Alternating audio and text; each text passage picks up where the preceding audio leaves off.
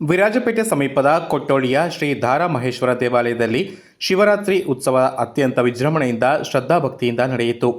ಹಬ್ಬದ ಸಲುವಾಗಿ ಹಾಗೂ ದೇವಾಲಯದಲ್ಲಿ ಧಾರಾಮಹೇಶ್ವರನಿಗೆ ರುದ್ರಾಭಿಷೇಕ, ಮಹಾಮಂಗಳಾರತಿ ಸೇರಿದಂತೆ ವಿವಿಧ ಪೂಜಾ ಪುನಸ್ಕಾರಗಳು, ದೇವರ ಜಳಕ, ನೃತ್ಯ ಬಲಿ ಪ್ರದರ್ಶನ ನಡೆಯಿತು.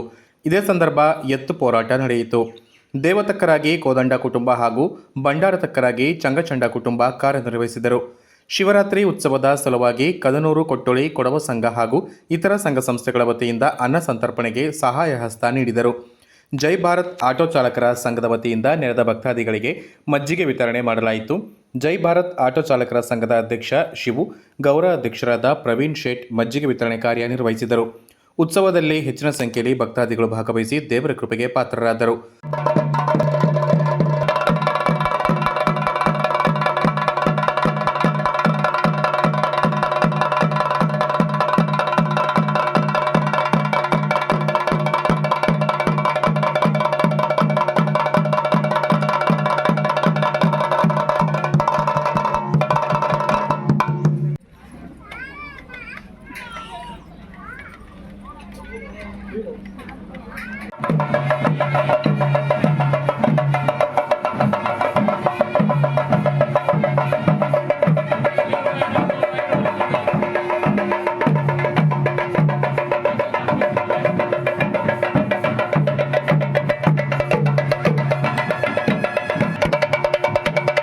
ಈ ಸಂದರ್ಭದಲ್ಲಿ ದೇವಾಲಯದ ಆಡಳಿತ ಮಂಡಳಿಯ ಕಾರ್ಯದರ್ಶಿ ಚಂಗಚಂಡ ಚೇತನ್ ಬೆಳ್ಳಿಯಪ್ಪ, ಸಹ ಕಾರ್ಯದರ್ಶಿ ವಿಶ್ವನಾಥ್ ಬಬ್ಬಿ, ದೀಪಾ ವಿಶ್ವನಾಥ್, ಅಧ್ಯಕ್ಷ ಕೋದಂಡ ಅಜಯ್ ಹಾಗೂ ಕುಟುಂಬಸ್ಥರು ಹಾಗೂ ಸೇರಿದಂತೆ ಆಡಳಿತ ಮಂಡಳಿಯ ಪದಾಧಿಕಾರಿಗಳು ಉಪಸ್ಥಿತರಿದ್ದರು.